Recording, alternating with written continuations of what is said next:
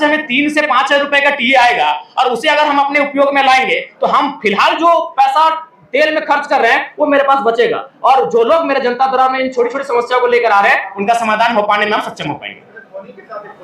नहीं, वो फेक है, और हम चाहेंगे मीडिया बंधु इस तरह का सवाल बिल्कुल आप लोग भी एक बार थोड़ा जांचें। धोनी जी से हमारी कोई मुलाकात नहीं हुई है, लेकिन ऐसा नहीं कि हम मुलाकात नहीं करना चाहते, हम भी उनका बहुत बड़ा समर्थक है और बिल्कुल उनके छक्कों के, उनकी कैप्टेंसी के, उनके हर एक कार्य की हम भी प्रशंसक हैं। अगर कभी मिलेंगे तो हम अपने पोस्ट पे खुद सार्वजनिक करेंगे कि आज हम धोनी से मिले। सीसीएल में क्वार्टर को लेकर जो है आप रात में वहाँ गए थे, कई खबरें आई, आप रांची में हैं कैमरों के साथ, ये बता दीजिए कि सीसीएल में आपको जरा मतों क्वार्टर चाहिए या नहीं चाहिए, जो अवैध रूप से क्वार्टर रह रहे हैं उनको खाली कराने के लिए? नहीं, वो एक बात, पहला बात है, अगर आप आंदोलन की बात करेंगे और संवैधानिक बात करेंगे तो फिर हमें लगता है बहुत सारी विवाद उत्पन्न हो जाएगा।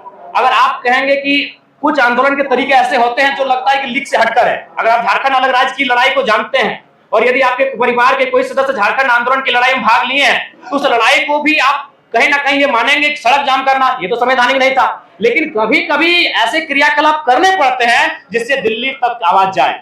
जो चूंकि झारखंड आंदोलन सड़क जाम करके किया गया है, झारखंड आंदोलन बहुत बृहद पैमाने पर, तो कहीं ना कहीं वो जो मेरा मास्टर स्ट्रोक था वो इसी ध्यान को आकर्षण करना था कि जो लोग 5500 क्वार्टर में कब्जे पर है कम से कम एक बार फिर से ये मामला राज्य में गरमाए। अगर इस हिसाब से देखा जाए तो अगर पुलिस को जगाना तो पहले चोरी करनी पड़ेगी, तब पुलिस जाएगा, भाई चोरी हुई तब जाएगा। नहीं, ये चोरी का सवाल नहीं है, ये राज्य का विषय है, चोरी एक मामूली विषय है इस राज्य। तरीके से तो किसी मुद्दों को नहीं उठाया जा सकता। नहीं, कभी रास्तों को, झारखंड आंदोलन इसी रास्ते से बना है।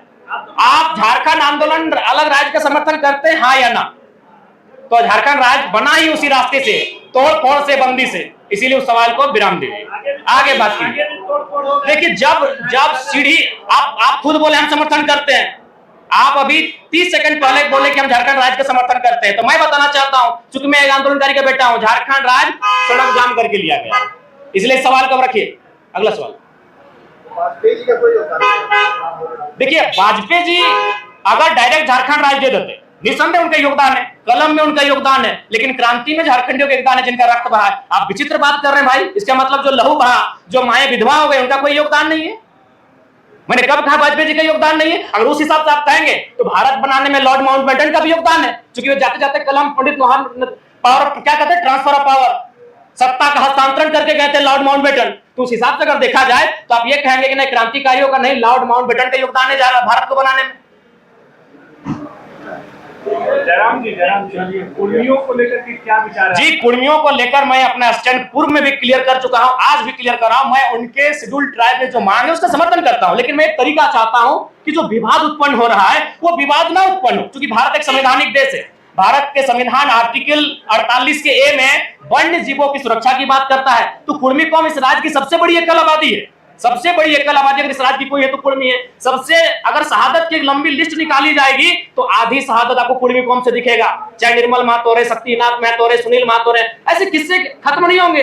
तो वो कौम जिसने इस राज्य को बनाने के लिए अपना लहू तक बहाया है, वो कौम जिसकी जमीनों पे टाटा है। अरे भाई, आज आपके कोई ना कोई रिलेटिव टाटा में जॉब करते हैं, तो जानिए वो जमीन कुर्मियों की है, चाहे टाटा घाटोर है, टाटा जमाडोवा है या टाटा सिजवार है। आप नहीं करते, आपके मौसा करते हैं, मामा करते हैं, फूफा करते हैं, वो जॉब कुर्मियों की जमीन पर है अगर आप टाटा में करते हैं, क्योंकि टाटा की 95% जमीनें जहां खनन के कार्य होती है वो कुर्मियों की है, चाहे टाटा घाटो रामगढ़ है या टाटा जमाडोवा धनबाद है या टाटा सिजवा धनबाद है।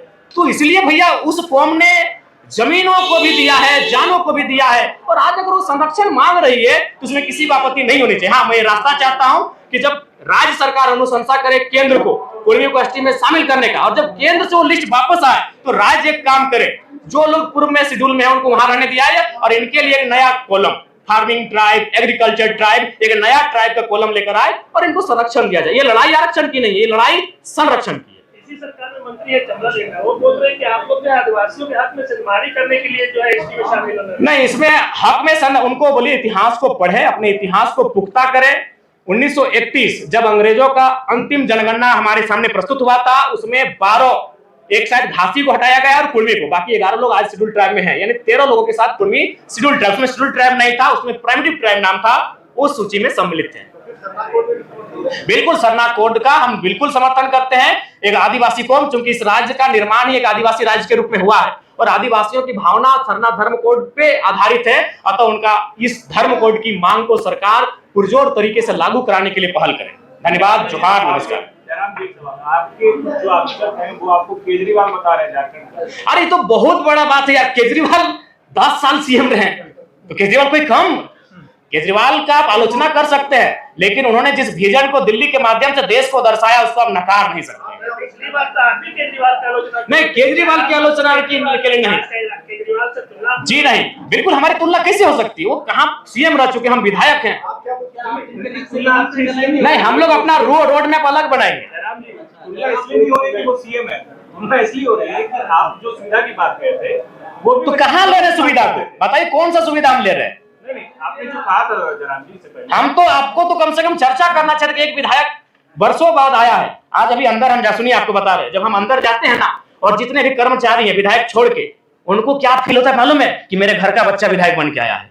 बाकी विधायक, अब तो अंदर चुके आपको कैमरा अलाउड नहीं देखिएगा, बाकी विधायक से मिलते हैं माननीय के तर्ज पे मिलते हैं, हमसे मिलते हैं, कंधे पे हाथ रखते हैं, ऐसे मिलते हैं। हम कभी उनको नहीं बोलते, क्योंकि उनको लगता है हम उनके घर का बच्चा है, जबकि एक माननीय का प्रोटोकॉल होता है। कई वीडियो हमारा देखिएगा, दरोगा एक थाना प्रभारी आके हमको ऐसे हाथ पकड़ लेता है, जबकि हमारे दोस्त हमें कान में कहते हैं कि प्रोटोकॉल के हिसाब से आपसे बहुत जूनियर है, वो आपके साथ ऐसा व्यवहार नहीं कर सकते हैं। तो हम उनको बोलते हैं कि उनको कभी नहीं लगा कि हम उनका विधायक है, उनको लगता है कि हम तो छोटा भाई है। आप अंदर जाइएगा, वो चलेगा। जो लोग गलत है उनको माफ नहीं किया जा सकता है। जो हमने सिराज जी पहले कहा है कि जो ईमानदार है उनको नमस्कार है, जो गलत है उनका तिरस्कार है। पैमाना आपका कार्य है, आपका कार्य है। जिस सिराज जी, आप हमारे बहुत अच्छे मित्र हैं, भविष्य में रहेंगे कि नहीं रहेंगे वो अलग विषय है, लेकिन मित्र रहे हैं हमारे। अभी जो आपकी और हमारी एक बहस हुई थी, पूरी दुनिया ने देखा, पूरे भारत ने देखा, लेकिन आप स्वीकार कीजिए सिराज जी, आपने 23 वीडियो बनाया था, 23 का 23 हमारे नेगेटिव में बनाया था। क्यों भाई? एक नया लड़का जो विधायक नहीं बना है, क्या आप इस सवाल, ठीक है मीडिया है, लेकिन इतना तो किसी का नहीं, उन्होंने वीडियो बनाया था, सवाल नहीं पूछा था, हमसे नहीं पूछा था इन्होंने। नहीं सिराज जी, हमको बोलने दीजिए। सिराज जी, आपसे निवेदन है, माननीय से बड़े भाई सिराज जी, क्यों? वही तो सवाल है, क्यों आपने सीरियल नंबर बनाया? मैंने सीरियल बनाई है, वो क्यों देखेंगे? कोई नहीं देखेगा। सिराज जी सुनिए, वो चुनाव का समय था, नहीं वो चुनाव का समय था, नया सवाल, वो चुनाव का समय था। नहीं, आप क्यों नेगेटिव क्यों? हम विधायक हैं, आपके समर्थन, हम चुनाव जीते हैं। सिराज जी, जिस समय आपने मेरा वीडियो सिराज जी, माननीय सिराज जी बताइए, नहीं आप पूछिए, नहीं उदाहरण दी, नहीं क्रियाकलाप पे डिपेंड करता है। और कोई सवाल है माननीय? देखिए फिर